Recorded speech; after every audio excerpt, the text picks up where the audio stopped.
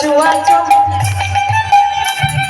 ছিটাইয়া দাও ঘরে, আতর গোলাপ জুয়া চন্দন ছিটাইয়া দাও ঘরে।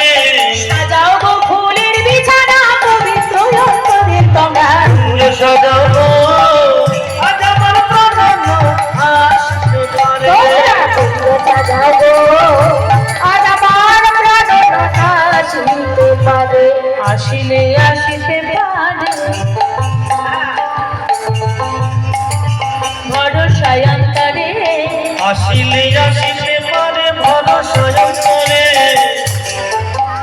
আজকে এই পদটা যিনি রচনা করেছেন একজন মুসলমান পদকর্তা, হিন্দু নন মুসলমান। কেমন ভক্ত দেখুন, মুসলমানের ছেলে হয়েও কেমন ভক্ত। দাপর যুগে যেমন রাধারানী গোবিন্দের বাঁশি শুনতে পেতেন, ঠিক সেই রকম ওই মুসলমান পদকর্তা কলিযুগে গোবিন্দের রাধারানীর মতো বাঁশি শুনতে পেতেন। তাহলে সেই মুসলমান পদকর্তার নাম হলো আব্দুল করিম।